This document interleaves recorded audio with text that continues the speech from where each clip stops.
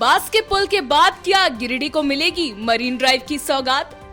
कुछ महीने पहले गिरिडीह शहरी क्षेत्र का पुराना पुल टूट गया था, जिससे आवागमन बाधित हो गई थी और लोगों को भारी समस्या हो रही थी।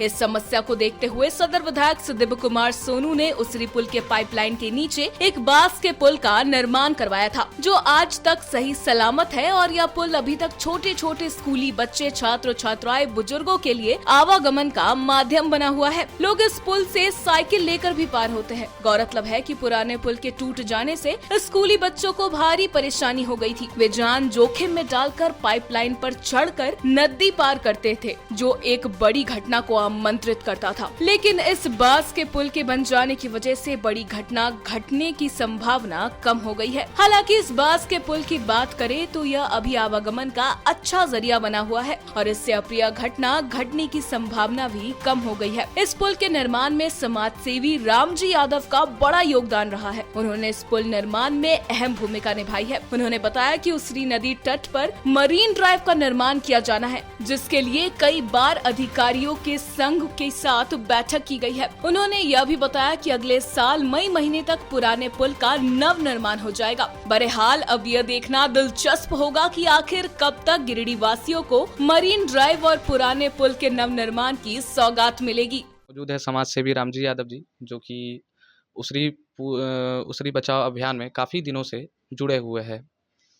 तो चलिए आइए जानते हैं जो बम्बू ब्रिज का निर्माण किया गया है वो क्या सोचकर किया गया है। धन्यवाद विष्णु जी।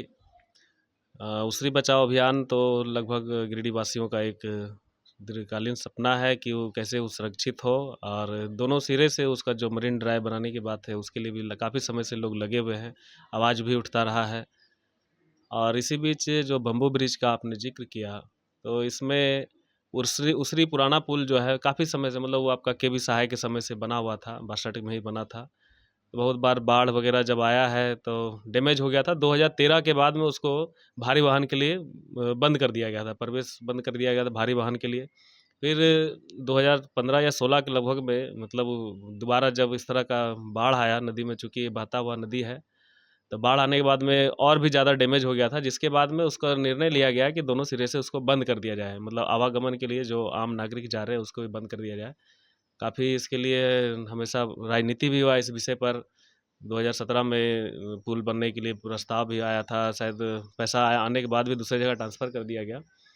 फिर 2018 में इसका शिलान्यास हुआ, लेकिन बन नहीं पाया किसी कारणवश, मतलब उस तरह का नेतृत्व नहीं रहा हो यहाँ पे, जिसके कारण में हाल फिलहाल में पिछले बार जब माननीय विधायक जो वर्तमान में भी है आदरणीय सुदीप भैया जी जब गए थे छठ घाटों का निरीक्षण करने के लिए, तब उन्होंने देखा कि उसरी पुल के पास में जो पाइपलाइन पानी का गया हुआ है, उस पाइपलाइन से चढ़ के लोग पार हो रहे हैं। बच्चे हैं, स्कूली बच्चे हैं, बूढ़े हैं, बुजुर्ग हैं।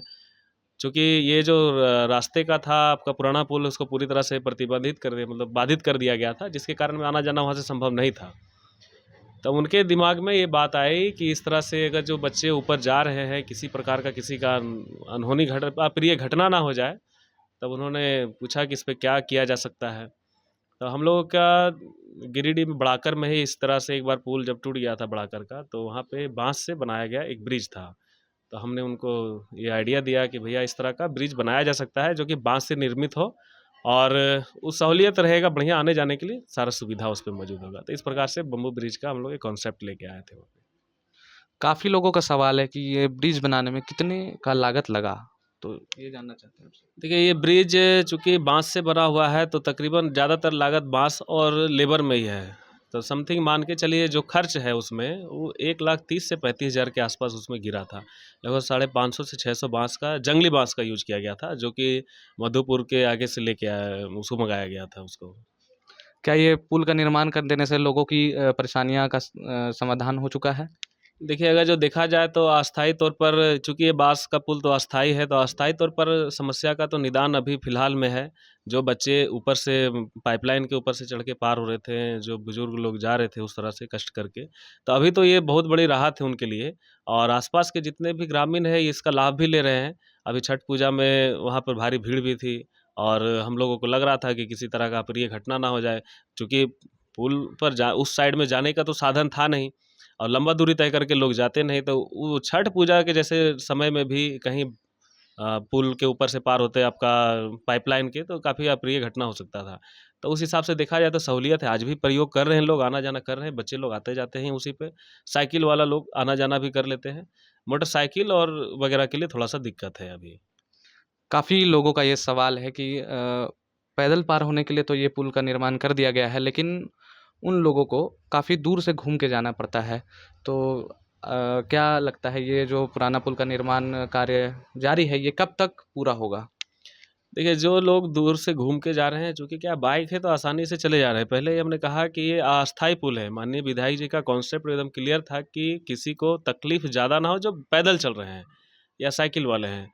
और दूसरी बात है कि पुल का निर्माण का जहाँ तक ले सवाल है, तो 2018 में जिन महानुभावों ने इनका शिलान्यास किया और ठंडे बस्ते में से डाल के छोड़ दिए। वर्तमान में जब माननीय विधायक के जब ये बने माननीय आदरणीय सुदीप भैया जी, तब इन्होंने अपना सक्रिय भूमिका इसमें अदा किया है। और जिस रफ्तार से अभी काम लगा हुआ है, दावे के साथ कह सकते हैं कि अगला साल मई-जून तक हम लोग नए पुल पे प्रवेश करेंगे, नए पुल से आवागमन करेंगे, ये तय है।